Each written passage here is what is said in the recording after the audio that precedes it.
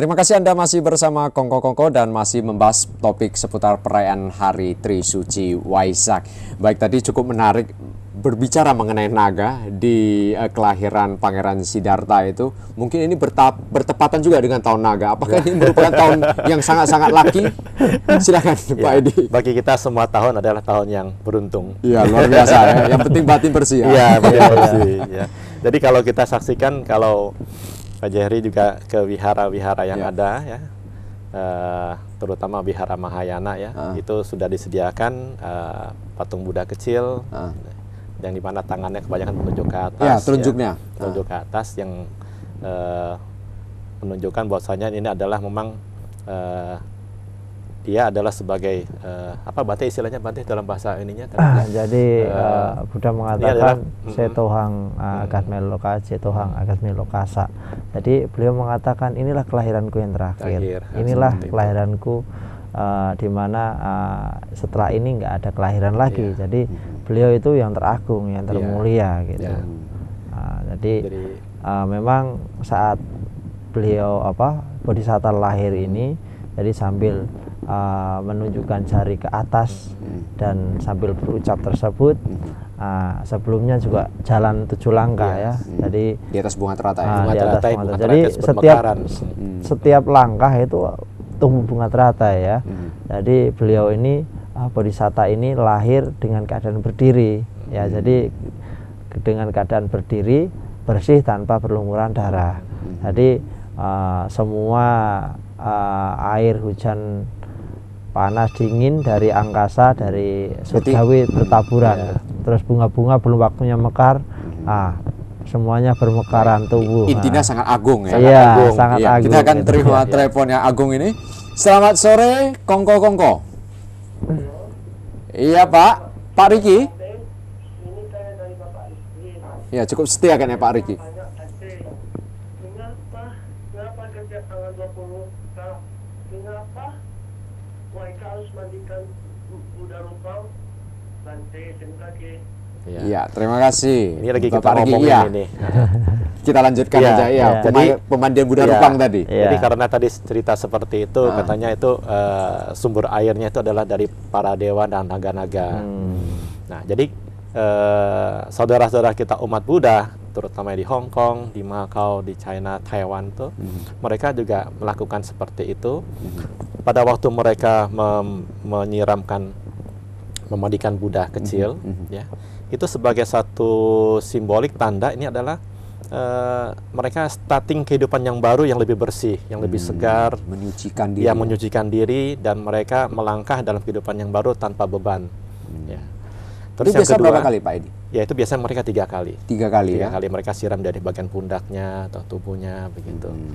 Ya. Memang ada sebagiannya saya lihat itu mereka menyiram di bagian kepala, Bante. Ya. Apakah boleh itu, Bante? Sebenarnya dalam hal ini ya, dalam proses pemandian bagi kami ya, jadi di dalam sutta sendiri itu memang tidak tidak dijelaskan harus melakukan seperti itu. Tetapi sebagian umat kita yang khususnya dari Mahayana tadi itu melakukan cara seperti ini. Tetapi bagi yang ingin melakukan atau tidak itu tidak masalah. Tetapi pengertiannya sebenarnya pengertian tidak hanya menyiram saja, tapi ini satu media untuk perenungan kita. Jadi seperti yang sudah dikatakan Pak Edi tadi ya. Jadi kita ini bukan hanya menyiram satu media Rupang Bodhisatta ya, tetapi lebih cenderung itu sebagai media perenungan kita. Kita untuk ya tadi saya sudah katakan dari awal, kita itu membersihkan hati kita, kita membersihkan batin kita dari debu-debu, dari kekotoran-kekotoran yang tidak baik. Jadi nilai-nilai negatif itu sebenarnya. Jadi kita memulai sesuatu yang baru hari ini untuk hari esok. Jadi itulah yang terpenting gitu loh. Jadi kalau mungkin saudara Riki bertanya apakah harus siram pemandian budang, itu kembali lagi ke masing-masing. Tidak diwajibkan. Tetapi ini dilakukan baik atau enggak, Bante? Ya, selagi itu disadari dengan satu untuk perenungan yang positif, tujuan yang baik, itu silahkan baik.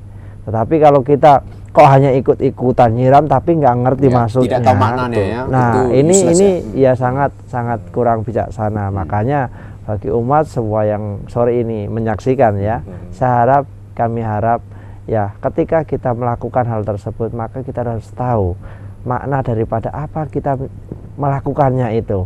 Jadi sehingga kita melakukan tidak hanya sekedar melakukan sesuatu ritual yang mungkin tidak ada manfaat bagi kita seperti itu. Iya, ikut-ikutan ya. Ya. Mungkin Bante Aga melihat tadi kan yang penting pengamalan dharma. Iya. Melihat umat Buddhis dewasa ini, khususnya di Kota Medan, sejauh mana pengamalan dharmanya? Apakah sudah cukup baik? Ya, memang ya kalau untuk dari 100% ya sambil mungkin ya 60% lah ya.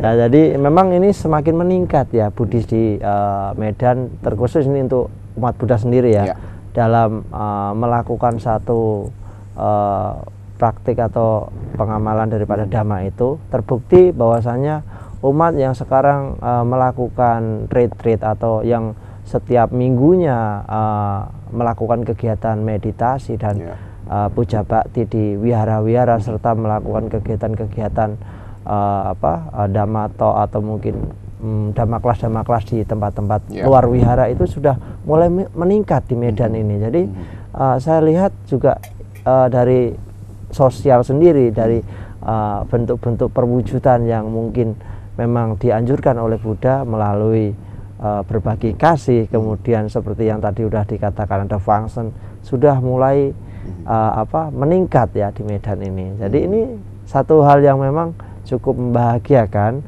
bahwasannya inilah yang memang sebenarnya harus ditingkatkan gitu. Jadi bukan hanya sebuah bahasa yang terucap dari mulut, dari kata-kata kita saja, itu hanya kiasan saja buat saya. Tapi yang terpenting gimana sih kita sebagai seseorang yang memang mengaku saya ini seorang Buddhis. Jadi kita harus bisa, Sang Buddha itu menganjurkan bagaimana, ya itulah yang harus jalankan sila ya. Jadi tingkatkan kemurahan hati dan jangan lupa tingkatkan samadhi. Nah, itulah yang harus kita lakukan. Nama baik Buddhis ya. Jangan jangan ya saya Buddhis tapi ya istilahnya Waisa aja kita nggak ngerti pemaknaannya. Jadi kita mau puja bakti nggak tahu mau gimana, meditasi apalagi ya kan. Jadi literatur Buddhis yang memang perlu kita ketahui dan harus kita ketahui kita nggak tahu. Nah, ini juga saya katakan mungkin ini kurang untuk umat Buddha yang katakan Buddhis sejati loh ya. Jadi ya kita harus merubah. Nah, itulah pengertian daripada penyiraman itu. Kita harus merubah diri, bukan merubah baju kita ya, bukan merubah mungkin rumah kita, bukan merubah mobil kita. Hari Waisak mobil saya harus baru ya, mungkin rumah harus baru, pakaian harus baru, tidak. Tetapi yang terpenting adalah batin kita yang baru. Jiwa yang baru ya, mental yang sehat ya, mental yang baik gitu loh. Itulah. Bapak Edi, mungkin bisa menimpulkan ya. Mungkin juga waktu yang akan memisahkan kita sesaat lagi. Bapak Edi, sebagai perayaan dari Trisuci Waisak tadi ada juga dilakukan selain tadi pemandian Buddha Rupa, ada function ya, pelepasan satwa, juga tadi ada patidana kalau saya tidak salah ya. Nah, itu seperti apa? Mungkin bisa disimpulkan, disingkatkan. Kalau function ini adalah sebenarnya tradisi dari Mahayana, yang dimana kita juga turut simpati, turut juga melaksanakan belas kasih kepada makhluk-makhluk hidup, yang dimana kita tahu sebenarnya banyak hewan-hewan itu juga mereka hidupnya tidak mau terkungkung, yang tidak mau mereka itu dikurung ya.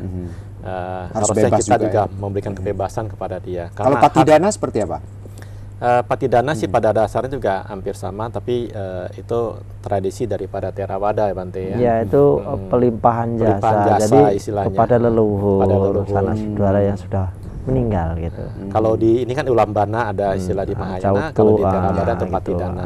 Berarti dilaksanakan juga ya di perayaan Hari Suci Waisak ini? Iya. Bisa dilaksanakan, bisa dilakukan pada momen-momen khusus pada saat perayaan untuk patidana. Oke, kesimpulan dari Bapak Edi untuk pemirsa di rumah memaknai Hari Waisak tahun ini. Setiap tahun Hari Waisak kita lakukan dan kita selenggarakan, dan juga setiap tahun kita ada satu momen-momen tertentu sebagai makna daripada Waisak. Untuk tahun 2013 atau 2557 Buddhist era Iya. adalah kita bagaimana berbagi kasih dan mengembangkan kasih sayang kepada semua, di mana kita bisa mempraktekkan dalam kehidupan sehari-hari. Jadi ajaran Buddha bukan hanya untuk diri sendiri, tapi ajaran Buddha adalah untuk kebaikan untuk semua orang. Baik. Ya, artinya kita juga ingin berbagi kepada semua, terutama kepada mereka yang hidupnya sangat susah, sangat kekurangan. Maka dalam rangka mengenang jasa-jasa Buddha Gautama sebagai guru agung kita jadikan momen Waisak ini adalah momen untuk banyak berbagi kasih kepada Baik. orang. Baik. Terima kasih Bapak Edi dan juga Bante Aga. Itulah yang terpenting dalam perayaan Hari Trisuci Waisak ini, seperti yang disampaikan oleh Bante Aga dan juga Bapak Edi. Yang terpenting adalah pengamalan Dharma dari ajaran Sang Buddha. Akhir kata, saya Jerly dan rekan yang bertugas mengucapkan terima kasih atas perhatiannya. Selamat sore dan sukses untuk Anda.